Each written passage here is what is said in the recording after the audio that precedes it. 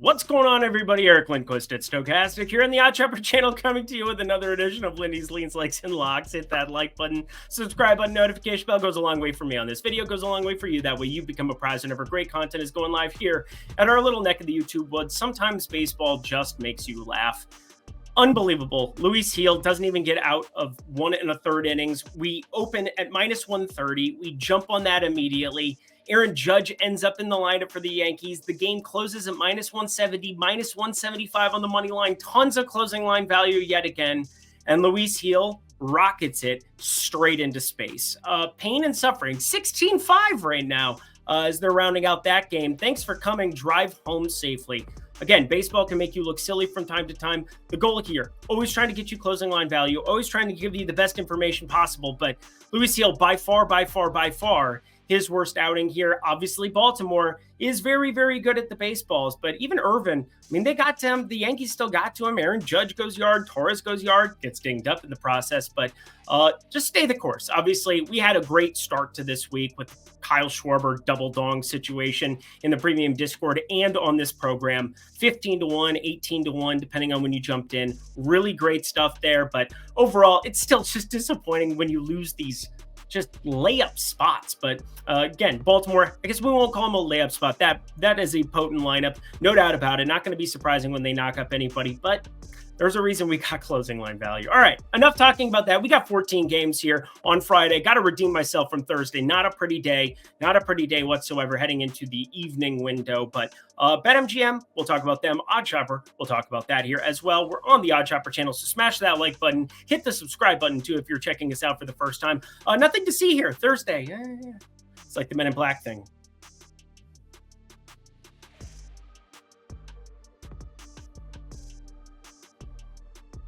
Producer Jacob, let's get to the picks. Lots of fluctuation that we've had here with the NL Cy Young odds. It's been Ranger Suarez, Zach Wheeler. Remember when Imanaga was a massive favorite there? Not too long ago, but again, we're heading into the summer months in Wrigley. That was always going to be the test. However, today, not necessarily the test weather-wise. Wind blowing in ever so slightly. We have an 8 total, and part of that is the Jose Quintana side of things. The wind basically kind of neutral, blowing across, but a little bit in from right field for tomorrow afternoon baseball. Enjoy if you're out in Chicago. But Jose Quintana, even though the Mets have had this grimace era stuff that's going on, 7-1, 8-1, just absurd that that's even a thing. Losing to a girl, my friend? Come on now. But Jose Quintana, 44.6% hard hit, 465 expected slugging, 16% K rate. This is not the guy you want on the mound going up against Imanaga. So Imanaga with the 280 xWOBA, 3.6% walk rate, 236 expected batting average. And again, favorable conditions.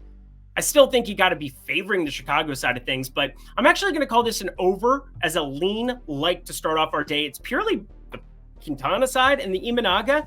I don't completely believe everything that we've seen from him. He still has an 8% barrel percentage. Look who's catching as well. I think Miguel Amaya, he has a pretty slow pop-up time. So for the people who enjoyed that little nugget I threw in about Keibert Ruiz, I wanted to look at some stolen base props. Those are the hardest to be able to strip and pull. And, obviously I have all the data for the hitter props on a day-to-day basis, but don't want to give you anything thin and just throw out a stolen base prop here from the get-go. But hopefully with the Mets, you understand Brandon Nimmo. That's somebody you could be looking at. Not JD Martinez as slow as possible. Brandon Nimmo's very, very slow too at times. Not that slow. 27.7. And the old baseball savant. Tyrone Taylor, if he's ever in a lineup, that's the guy who can run. Anyway, I'm done talking. So again, I haven't bet that previous spot yet. I haven't bet this one either, but in honor of Monday, the double dong call, maybe I'm feeling a little bit zesty for life. Now, I'm not as confident as what I was that Schwarber was going to go yard, and then the 2 home runs where I was like, is this really a thing that I'm going to shout out? I did. And then when it came to fruition, and I felt very smart for a day. Felt pretty stupid after Thursday. So it is what it is. Jordan Montgomery, Taijuan Walker. Jordan Montgomery going up against some lefties. That's useful to be left-handed up against Schwarber, Harper. Not that they aren't going to be in this lineup and aren't guys who are capable of hitting it very, very far, but the platoon, that's something to pay attention to. But I want to point out the weather. It's yet again absolutely incredible here in Philly. We got the wind blowing straight out to center field yet again. It is 90 degrees at first pitch at 7:05 p.m. Eastern time. Good Lord Almighty, The ball should be flying up there. That's why we've got a 9.5 total. But that 9.5, it moved really, really quickly. And I mean, part of that is just Jordan Montgomery hasn't been all that good here this season. 293 expected batting average, 351 xWOBA. But neither has Taijuan Walker, by far the worst starter of this Philadelphia Phillies squad. 13.8% barrel percentage, 525 expected slugging. And the big thing I want to highlight in center, 25% fly ball rate, and a 16.9 average launch angle. That means Jock Peterson, welcome to the program. Can we bookend the week with something ridiculous? I'm absolutely betting anything better than plus 215, and that is a small number. I expect a lot of value on this home run. It would be shocking to me if this came inside of plus 200, like an Aaron Judge or a Yordan Alvarez type play, but I might be looking at the 2 home runs. If it is better than 14-1, again, we had 12-1, where that was the breaking even number. We saw 18-1, came down to 15-1. You jumped on the Schwarber wagon. Jock Peterson, I think this is a phenomenal spot to target him. Fetty, take on Jack Flaherty, and decent hitting weather, and yet this is kind of where it gets a little bit wonky for me. I want to pull the trigger on backing Detroit with Jack Flaherty, but Eric Fetty, I think he's been a lot better this season, and the numbers kind of back that up over on StatCast. We got 35.3% hard hit, 292 xWOBA, but Flaherty, he's elite, 262 xWOBA, 33.3% K rate, getting tied to going back to Baltimore, perhaps. That would be pretty fun to see. Obviously, Baltimore, can't talk about them right now. Do I have to talk about them next game? Do I? No? Well, Baltimore. Yep, they're later on the slate going up against Houston. That's an interesting one. Thanks, guys. Really appreciate you beating up heel. Thanks. Anyway, the White Sox, Detroit here. This would be an under 8 play if it weren't for the weather. And again, I am somebody who tries to stay away from these kind of spots if I don't have the best feel for it. I'm seeing right now very light wind, but 85 degrees with humidity north of 65% at first pitch. That's keeping me away from the under. If you absolutely have to get something else on this card, go ahead and bet this as long as you're getting 8, as long as it's minus 110 or better. But I'm keeping it off the card, even though this is technically a like for me. If I'm looking for something a little bit later, I'll revisit it, but hitting conditions a little too good. Odd Shopper a little too good, but $14.95 weekly, $49.95 monthly. It is a phenomenal price point to check out all of our greatness and come kick it right now in that premium Discord. Yes, the premium Discord where you'll get my picks. You can ask me questions. You can also tilt with me. I tilted on Thursday. Lots of bad words. Very upset. Like, gosh darn it, and shoot. But OS Premium Tools, friends, that is the positive EV tools. That is the premium betting tools. That is also everything that we have over at OddsShopper, the parlay builder, and for you fantasy optimizer people, Underdog, Prize Picks, all that great stuff. Pick 6, DraftKings Pick 6 as well. And if you use promo code Lindy, like so, 20% off, friends. Expert Picks, Discord, Premium Tools, all in one package. Come hang out. Water's warm. Down at the link below. Oh, I'm scared to look at the comments tomorrow. Anywho, back to the picks we go. No line because we're not going to get a Pittsburgh starter for quite some time. However, I think I know who it's going to be. I have a pretty good idea of who it's going to be. I think we get Luis Ortiz into our lives yet again. And so far, so good for him. 2.51 ERA, 1.19 whip. He's been better than Mr. Jones and me of late. So shout out to him for that. Shout out to the GOAT. But yeah, Luis Ortiz had some weird, abbreviated outings. He had been a bullpen arm, and now they're starting to extend him.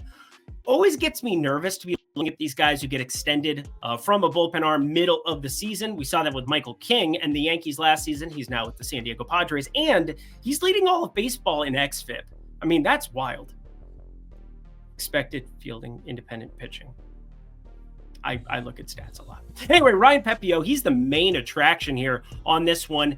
I think that's where I'm kind of looking at. I think we might be getting plus money, considering how good Ortiz has been as a reliever, but does that open up an opportunity to get a diminished number here? They ended up winning the last 2 against my Minnesota Twins. That made me sad. Sad face. But 28.6% K rate, 216 expected batting average. And Pittsburgh, not very good against righties. Not very good at all. 82 WRC plus, second worst mark in baseball. Give me some nice plus money, please. Thank you. This is going to be on the card no matter what. But Chris Sale going up against Carlos Rodon. And again, starting pitching, that's the most predictive thing that we have, unless it's Luis Gil going up against Baltimore, in which case, thanks for coming. Drive home safely. But Chris Sale, friends, minus 120 to be backing him here in this spot. He's had one outing of absolute nothingness. And other than that, I would say it's been a pretty stellar season. However, the only reason this is not going to fall into the lock category, because this is technically my favorite play on the game of the day, if you will, of the game too, because I mean, it is that, is because of weather. There's a little bit of rain in the forecast here in New York, and I'm willing to just let it ride here at minus 120 if there's delays or anything else. I just don't want this to be moving to minus 130. We did get Aaron Judge back. That always is freaky, but I mean, Aaron Judge, Giancarlo Stanton, these guys against righties, it's been weird the last couple seasons. Chris Sale just kind of striking out everybody here at the moment. I want to back him, and Rodon, we've seen him improve, no doubt about it, but this is not a coin flip situation. This is definitely more like 57, 58% on the Braves side, considering Sale, the quality of him, going 7 innings, in 5 of his last 6. Oh yeah, Atlanta money line, we like it. Boston at Cincy, look at the weather in this one, blowing out, hot, 90 degrees.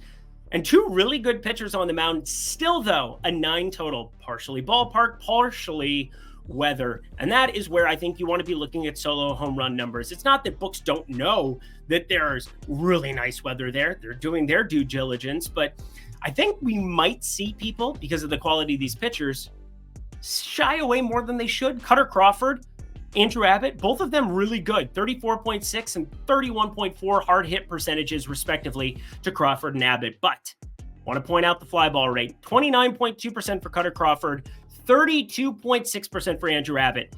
Doesn't take a whole lot to hit out of Great American Small Park, especially in 90 plus degree weather with wind blowing out. Had a hiccup. Anyway, over 9. I like that. I really want to look at some home run props, though, here in this one. I do think you could be seeing 4 or 5 home runs as the path to getting here to begin with, because moving the line, again, smaller ballpark, less real estate, #math. I'm not a huge George Kirby guy, but this is a little bit too good of a number for me to pass up. This is probably one of those that gets artificially steamed up. And by artificially, I mean, it's already a low-hanging piece at minus 156, and I can't imagine anybody is running to the window to bet plus 132 on the Marlins. Do you?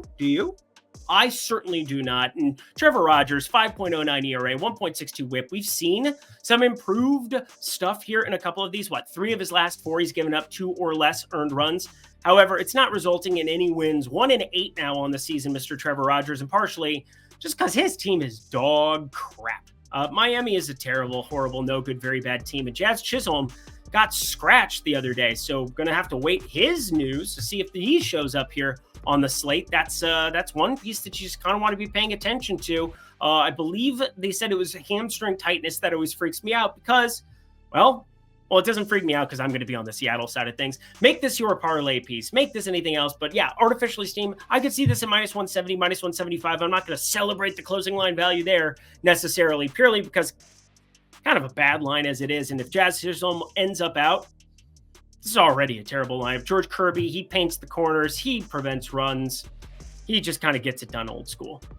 Throw your hands up in the nailer. He got the double. He got the over 1.5 total bases, the 2+ bases for the people. I got one thing right. Don't ask me about the rest. But we got Carlos Carrasco for sure going here on the Guardian side of things. And that always is, it's always an interesting spot for me because, again, Carlos Carrasco, it's a little bit freaky to me. It's always a little bit freaky. He's not very good. I don't know, but did you see who the Toronto starter is going to be? Yeah? Yariel Rodriguez. Yariel. Under the sea. Under the sea. It's Ariel, but with a Y.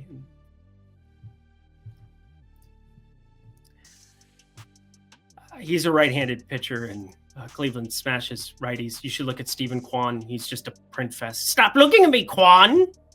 Josh Naylor, though, 2+ bases and then to home run. Those are good things. Quick one for you, Kansas City, Texas, Brady Singer, Nathan Eovaldi. I think both of these guys, this is just a little bit too aggressive of a number. Roof should be closed. It's going to be hot in Texas, but Arlington, not going to have to deal with the weather. And as such, Nathan Eovaldi, fastball dude. I almost said fastball Freddie, but like it's fastball, four-seamer, split, finger, cutter, slider. Throws a lot of stuff, but primarily four-seamer splitter. Nathan Eovaldi, 337 expected slugging, 26% K rate. And then he gets to face a Kansas City team that, they've got some power in Witt and Perez and Pasquantino and Garcia and all these guys. But overall, feel pretty good about Brady Singer on the other side, being able to keep it in the yard as well. 23.2% K rate, has that 457 expected slugging, 9.9% barrel percentage. But got to point it out, Texas, they're not as good against righties this season, 94 WRC plus. I don't know what to make of it. Only a 142 ISO. A little bit of a World Series hangover season for this lineup. Wyatt Langford, hey, he finally hit an actual home run, not the inside the park variety that he had for his first career home run. I guess they both count the same. I guess you have to run a lot more on the other one, or harder. You run the same distance. I'm done talking. Under 8.5. Now I'm done talking about this game. Now I'm going to talk about BetMGM, that is. Yes, first bet safety net up to $1,500. You go to the link below. You deposit $25, $50, $100, $150, $250, $350, $350. That's great South Park reference. But anyway, you guys go down to that link below. You deposit anything you want over at BetMGM. And when you play your first bet, whether it's $100, $500, up to $1,500, if you win, you keep the money. And if you lose, you get it back in bonus bets. That's a great opportunity. Take a massive swing, and it won't be a miss, friends. Only if you're 21 and over. If you have a gambling problem, please call 1-800-GAMBLER. Back to the picks we go. Oh, wouldn't you know it? The Baltimore Orioles, they don't like Eric. They really, really, really don't like Eric. They just bludgeoned 17-5. Baltimore takes that W. I take a big fat L with closing line value. But that's a conversation for a different day. Jake Bloss. He's the first dude to scream on the track. He pitches for the Corpus Christi Hooks. .72 whip. 44 and 2/3 innings pitched. Seems to be pretty good. He's only 22 years old out of Georgetown, for what it's worth. I don't really know what to make of his pitch mix here, but there's a reason they're plus 140 here going up against Baltimore. And Grayson Rodriguez, yes, they did, Houston, get Yordan Alvarez back in the mix. He hits a yaya. Also, just single-handedly basically won them that game up north today. But heading back to Houston, Grayson Rodriguez, friends, he's been one of the better pitchers in this Orioles side of things. 26.2% K rate, 304 xWOBA. Feel really good about his opportunity here. A little bit freaked out by this number, though. So minus 166. This goes into the lean category for me. This is yet another one where I'm going to be a coward, the likes of which the world's never seen before. But if you got to find another one, I've given you now, 1, 2, 3 lean likes. Put them together, that over of 8, New York and Chicago Cubbies, the Chicago White Sox and Detroit under 8. And then this one, find a combination that you like and play them. For me, they're on the outside looking in. I know how much prop exposure I get on a day-to-day basis. I know how much we're going to be paying attention to those things. And as such, I'm going to pump the brakes. But Baltimore money line, if it gets to minus 155, minus 160, might have to be taking another look at this one. Take a look. It's in our book. Next game. Reading Rainbow. Couldn't get my voice down that low. But anyway, we've got Hertz Car Rental versus Dakota Hudson. I wish I were funny. But Dakota Hudson, he's not very funny either. He's pretty funny bad. 280 expected batting average, 12.6% K rate, 11.1% walk rate. However, you do have only a number of lefties. Jesse Winker, CJ Abrams, if he's back, Eddie Rosario, that you really have to be all that worried about. And Rosario's not even all that good this season. 268 xWOBA, 213 expected batting average, a below average player. Although a 45% hard hit would seem like he needs to aim in different directions. But let's talk about DJ Hertz, because DJ Khaled would like what he's seen so far from Washington. If he cared about baseball, I don't think he does. But Mr. Hers, friends, DJ Hers, if you will, 1.19 whip, 3.77 ERA through 3 starts. He had 13 strikeouts against Miami, but we're going up to altitude, and he's not a velocity guy. He is a 93, 94 mile per hour fastball. That doesn't help you out at altitude here. So, oh boy, this is just one of those spots where I think you just hit the brakes, don't go crazy, but you just have a small play on the Washington money line. Again, it's more to do with Dakota Hudson. If you wanted to look first five, sweet. I mean, we have so many injuries there on the Colorado side of things. Have you seen this lately? We got Charlie Blackmon out. We got Nolan Jones out. We got Beck on the IL. We got Rogers on the IL. We've got Chris Bryant on the IL. Good Lord almighty, Colorado. Washington money line, small play. 3 games to go. Hit that like button, subscribe button, notification bell as we talk Colin Ria and Mr. Dylan Cease. And Dylan Cease has been pretty darn good this entire season. So I'm going to give him a pass on a couple of these spots because he got shelled against the Mets. 7 are in there. Got shelled in 3 or 4 in a row there. Going back, well, LA shelled him, the Angels, Kansas City, New York, Atlanta. It's been a tough stretch for Mr. Dylan Cease, but still a 1.07 whip. Think he's been getting a little bit unlucky here of late, although 5 home runs in his last 3. That's the main reason that I'm not going to be pulling the trigger on this one. And, well, Dylan Cease, he's a right-handed pitcher. And how many times can I bring it up? Milwaukee, top 5 in baseball in WRC plus against righties. Just seems like they're going to continue doing this. They get Rhys Hoskins back into the life. I mean, it's a tough spot. It's a tough spot, but I think Dylan Cease, maybe it's just as a K ladder. Just small increments. Go like 0.2 units all the way up to 9 strikeouts. Something I want to pay attention to for tomorrow. Milwaukee going to get some respect. I think they're getting respect for this number considering Rhea. I mean, I know that he's had decent numbers on the surface when you say a 3.29 ERA and a 1.23 whip. But I want to just point out yet again that you got a San Diego side that is a 119 WRC plus against 3rd best mark in baseball. So 2 of the best offenses in baseball against righties matching up, 7.5 total. Thought about the run line. I thought about Cease. I thought about the total. Something's going to pop here in this game. I'm just not sure what yet. Hit me up on X at Eric Lindquist if you want to know. I like this one. Minnesota, Oakland. I'm not a Chris Paddock guy. Joey Estes, maybe I end up a Joey Estes guy one day. Hopefully not today because my Twins have lost 2 in a row. I need them to rebound. But both of these guys, 42.3% hard hit for Paddock, 44.4% for Estes. Both of them with north of 10% barrel percentages. Neither of them strikeout arms sitting at 21%. They're basically the Spider-Man meme looking at some of their stuff. And once you know it, both very, very heavy fastball guys followed up by a slider guy. Yeah, it's always nice to have a slider guy. Yeah, I got a slider guy. Now I'm hungry. I like the over of 7.5 though. It's 8 a lot of books right now. It's basically 7.5 at FanDuel, which you could use as a parlay piece. If you want to get to the 7.5, I do like that number more, obviously, but it's juiced a little bit more. So if you're not going to parlay it, I'm not a parlay guy myself generally, but I will be in this spot. 8 is something that I'm just fine with. Key number there, 4-4 tie. Get it over. Come on, Minnesota. Let's rebound in a big way. And the Angels taking on the Dodgers. We've got Patrick Sandoval official, and I think we get Landon Knack as the guy who ends up getting the ball for the Dodgers. Now, he has only had 4 starts this season, but all of them pretty darn good. Now, he's been at AAA Oklahoma City here for quite some time, but in the majors, 2.61 ERA, 0.97 whip. This might be a guy they just keep up here sooner rather than later. Obviously, there's these service things. They just need to get rid of some of this shit. I mean, it is just asinine. If you're good, you should be allowed to play on the team.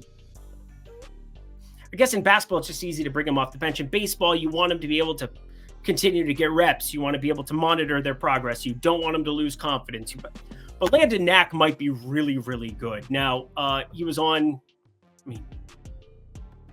yeah, I really don't have a whole lot else to say. He's been better than Mr. Patrick Sandoval. Now, Patrick Sandoval, he's been pretty disappointing for this Angels staff.